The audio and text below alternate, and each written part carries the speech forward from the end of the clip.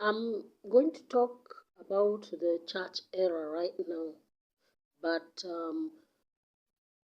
for everybody who is a believer, whether you go to church or not, the church era is over. The church era is over.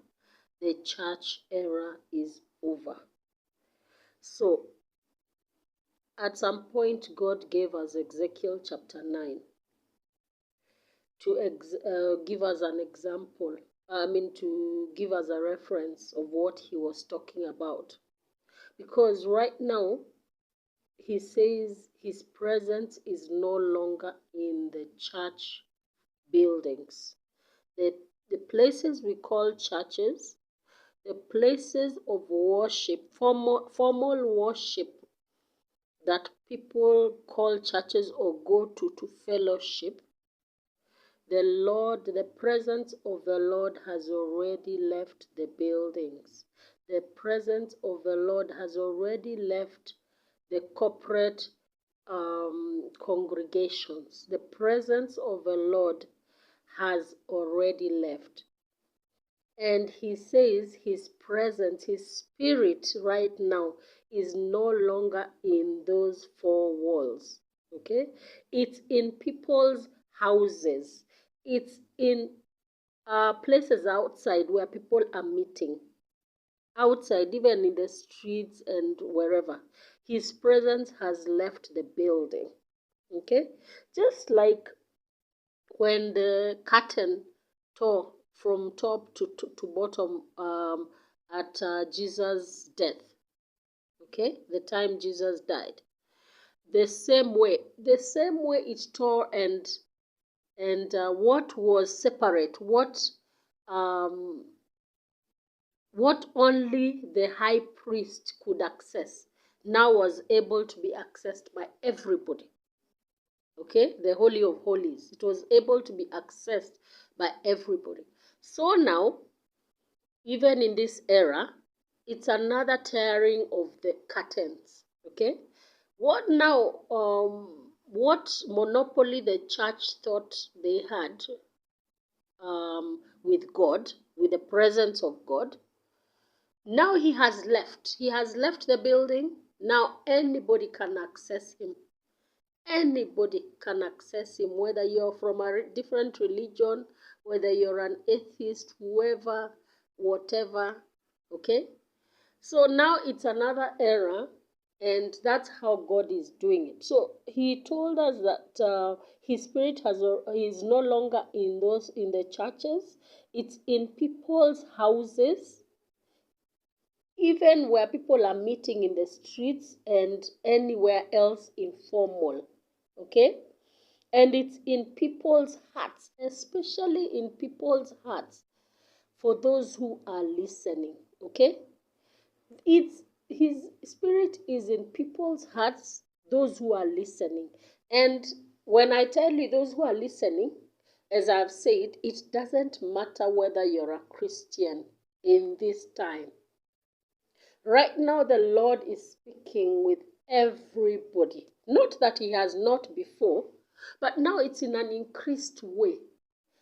So if somebody is an atheist, or somebody is from another religion, or they just don't know anything, for example, about Christianity, God is talking to people. He is talking to people in their hearts, and they're conversing with him. Some of them don't know about Jesus, but they know this is my maker, or they know God is talking to me, or maybe he's revealing himself in dreams, in visions, and a lot of these people do not understand what they are seeing, or it's just an unorthodox way God is talking to somebody that a Christian would not understand. Okay? That's why he's left the building. That's why he's left the four walls of Christianity. Now it's a global, it's a wild thing. Okay? It's a wild, he's out in the world. He's out in the masses. because this is the kingdom era where now he's talking to everybody, where now the kinds of people you will see God using and God talking to, it will shock you, it will shock the church, because they do not conform to the way we know people who God should be talking to should look like. Okay? They don't conform with the look of somebody who God is talking to. So you will overlook a lot of people because of the way they look, or their background, or even their present place where they are. You will overlook a lot of people. You will overlook a lot of what they say, what they speak, because you simply decide that God cannot be talking to such a person, that the voice of God cannot be um, reaching out to me through such a person. Okay? And so you end up ignoring a lot of people. That's how the church will begin to fight a lot of remnants, because they will realize these people they have not even come to what we call the Christian circles, so that they can operate the way we are operating, the way they can even understand our rules of how to be a Christian. No, it's not a matter of Christianity anymore. That's why God says the church era is over. Okay, that's why I've been explaining to you that remnants are not church. I mean, the revival is not a church thing. Okay, and the remnants that are being used are not being used from church. Some of them are Christian, some of them have been are born again, but majority of the remnants, especially the 144,000 remnants, they are not in church. They have even divorced themselves from anything to do with church. They have just they have a case against the church. Okay, and some of them have renounced their Christianity. Some of them have gotten back into their roots. They have gotten deeper into the ancestors. Some of them are even worshiping ancestors right now. They are listening to the ancestors. They are going back to their roots. Even being spiritual, they are calling themselves spiritualists. Okay, and you will overlook so many of them, and yet God is talking to them and talking through them. In fact, there are some particular ones God has been pushing me to listen to. Okay, because they are revealing so much of what is coming that is missing from the church. Right now, the church is silent in revealing these things because their time is over. The era of the church is over. So, not a lot of Christians are getting it. Majority of the Christians are asleep, just like Israel was asleep at that time when the Jesus came and the New Testament happened. Just like that time, and Israel was put to sleep. They did not see it coming. They did not understand it, and they were fighting. They were fighting the people of the new move, the disciples, and everybody else. The same way in this new move, the church will fight the people of the new move. They will not understand them.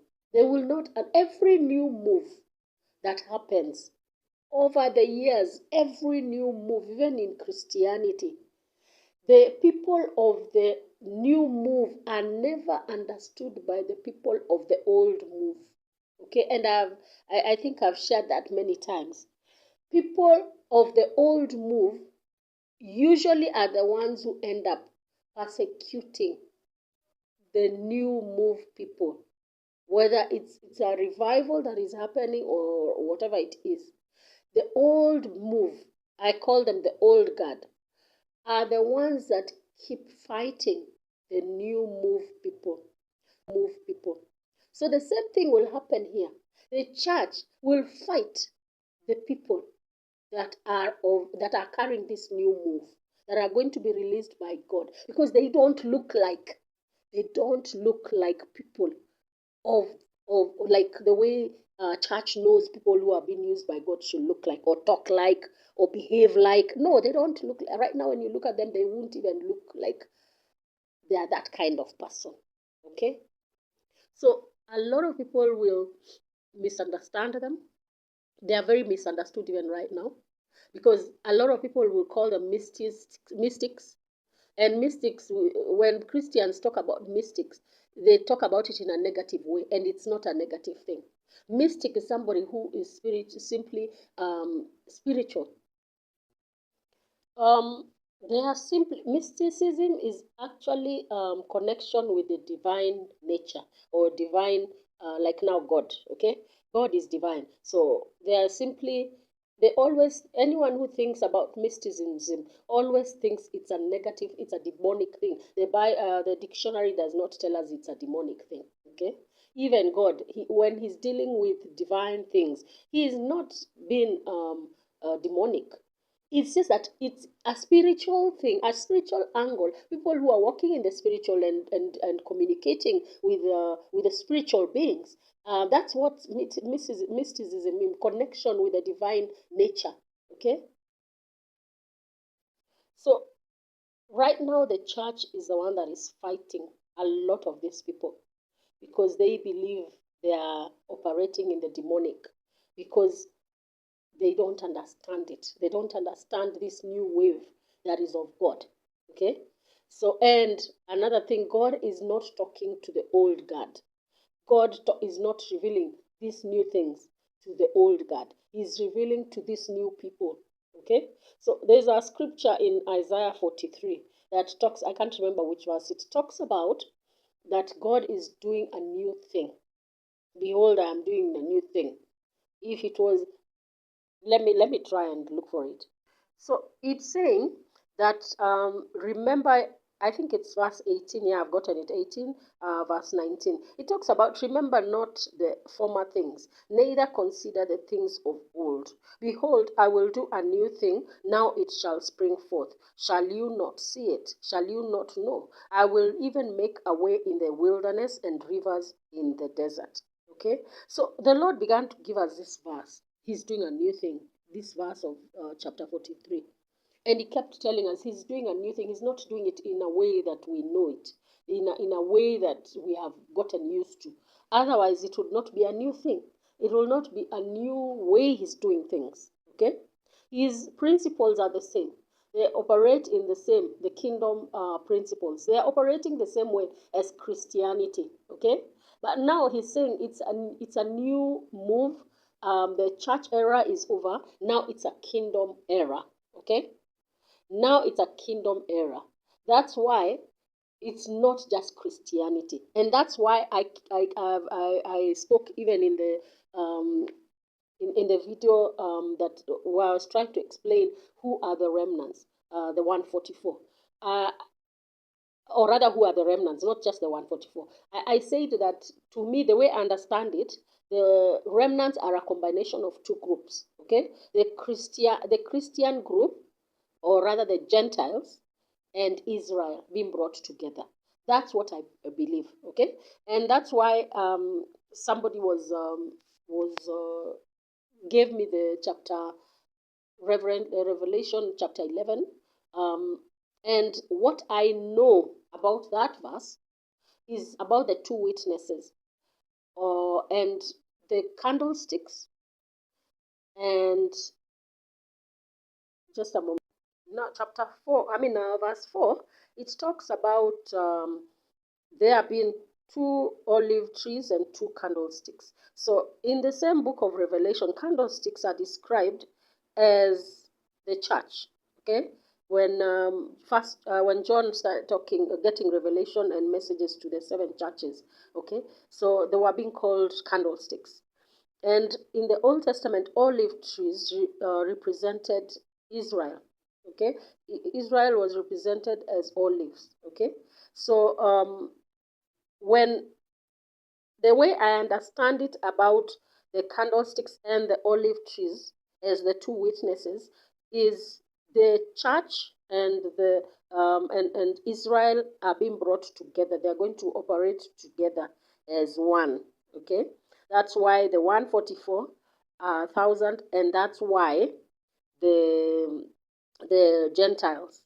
I talk about the Gentile church. Okay, so the two by two, the two olive trees and two candlesticks is because God is going to send people two by two. Okay, everybody in ministry and everybody has to get married primarily two by two in marriage, okay, and then in ministry two by two.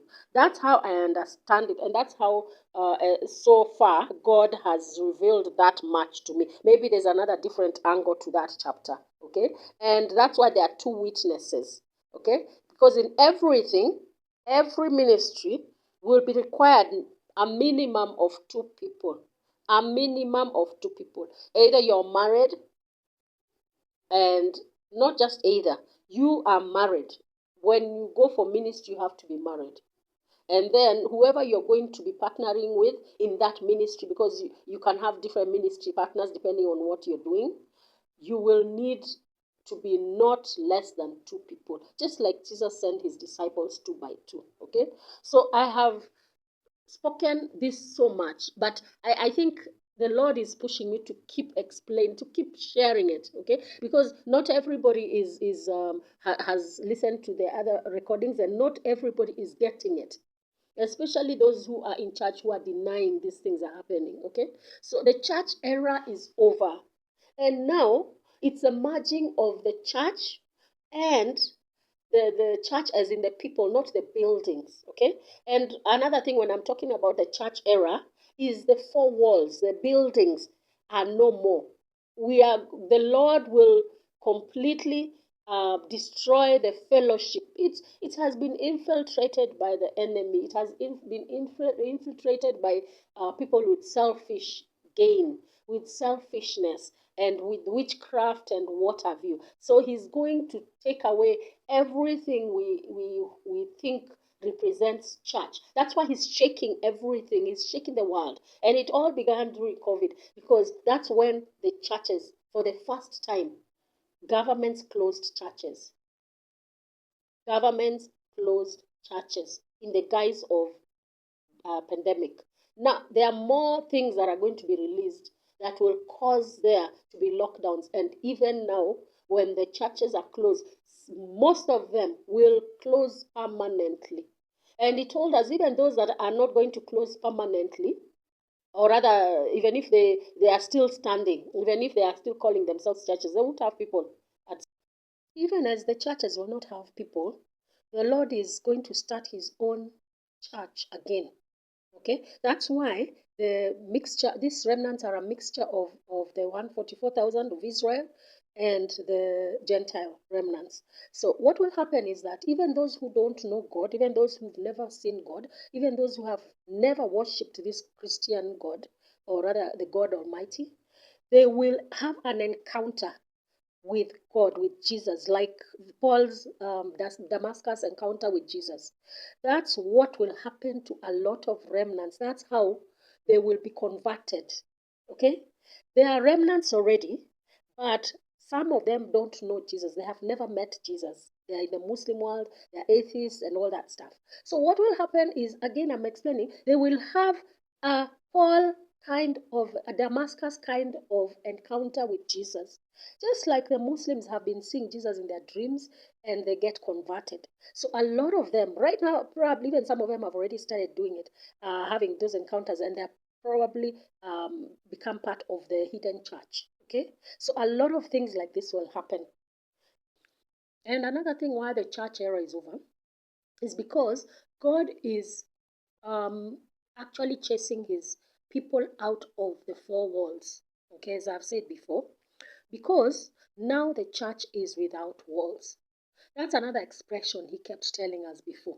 Okay, when he started telling us the church era is over, he started telling us now his church is without walls, has no walls close themselves inside. There's actually uh, uh, a recording that I did when he was judging the church, his church.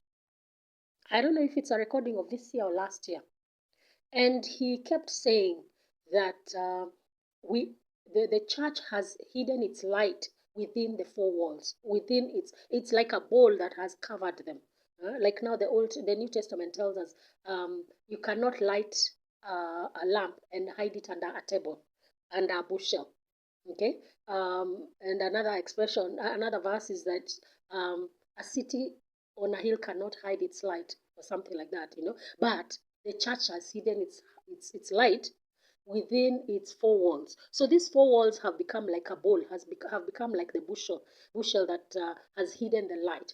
So what God is doing is dispersing his people out into the market field, out into where the lost are.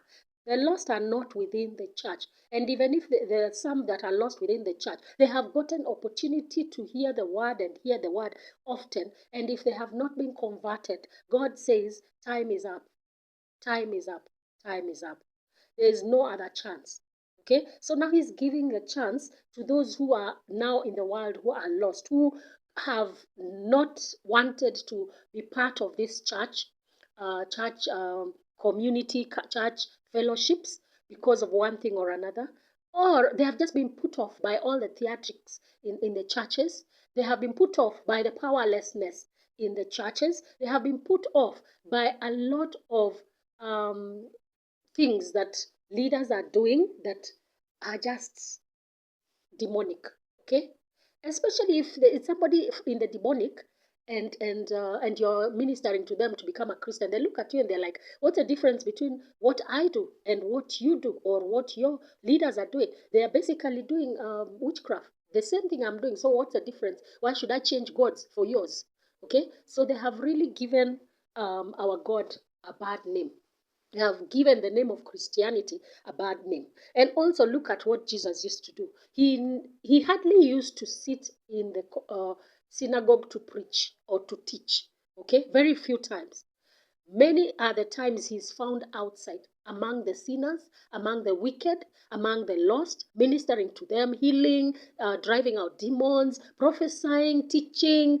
This is where he was found, among the masses. But now the church has really neglected its work. It's neglected the work of being a salt of the earth. Okay, salt of the earth. We are supposed to bring flavor to the world, but we are conforming to the world. We are going, in fact, the world is influencing us more than us influencing us. Salt is supposed to bring flavor out, to bring the flavor of the food out, so that you start tasting it has a taste, it has a good taste, it's not blunt, so that the world is not blunt, so that the world has flavor, so that the world is pleasing before God. But now we have hidden ourselves. We are not doing our work of evangelism. We are not being witnesses for God. We are not doing anything. We are just simply preaching to the found, preaching to those who have refused to change in the four walls, preaching to the same crowd time and time and time again. And we are not winning new souls. And even if we win new souls, we are winning them to our churches, not to Christ. We are simply getting more followers. We are not getting disciples. Okay? That's why the church is being judged. And that's why now it will be a church without walls, whereby even a 3-year-old, okay, a kid who is barely talking, will be able to spew out revelations of God and rebuke people by what the kid is saying, by what the kid is being revealed to God. And it will shake a lot of people. It will shake a lot of leaders, not just church leaders, but even leaders in the communities, in the different sectors, even in educational sector. They will, professors, people will be shaken, because these are kids who have not gone to school. They have not been taught by anybody, and they are not just giving revelation of the word. They are giving revelation of a lot of things, things in the scientific world. Okay, things in the educational sector, things in the industries. They're giving so much revelations. They're revealing so many things that even professors will come and sit at their feet to receive from them. Okay? So, and another thing is why would such people sit under the feet of the people that call themselves men of God if God is revealing himself to them? Okay? This is the era where no man will teach another. No man will teach another. God himself will teach people, will give revelation, will give revelation of what the word means. And not just these translations that we keep seeing NIV and independent Bibles and whatever have you, Passion Bibles, so many different versions that have actually watered down the word. No, God says He will reveal the original word, the original Bible, the way it's written, and Kenya will be given the rights to translate this Bible, and it will cancel out all other versions. We are talking about the NIV, the Good News, the what have you, even the King James. They have already changed some verses. So you don't even know what is real and what is not. Okay? Even as we read. So a lot of these things are going to be cancelled out by the version, by the translation God is going to give Kenya. And it will be sought after worldwide. And the other versions will be either some of them will be cancelled or they'll be ignored and they'll go out of fashion or something like that. Okay, so God is going to do a lot with this church without walls, because that's where also He's bringing the hidden church. This church is without walls. They don't meet in formal places. They are so used to it. They meet in caves. They meet in an underground homes whereby they're hiding from authorities. They don't know what a formal church setting looks like. They they have so much power because they spend their time praying. They spend their time reading the word. They are not liberated like the church right now that is liberated. And so you read the word when you want, you pray when you want. No, these people are under duress. They're under, they have been threatened. They are being persecuted left and right. So the only hope they have is praying. The only hope they have is believing the word. The only hope they have is reading whatever small part of scripture they get, because they don't even have Bibles.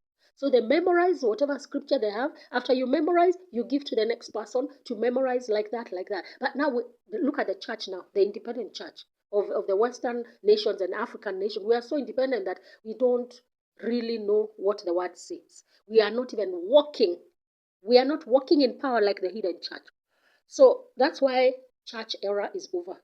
There are many things we can say about the church era being over, but I hope this is good enough for now. So thank you for listening.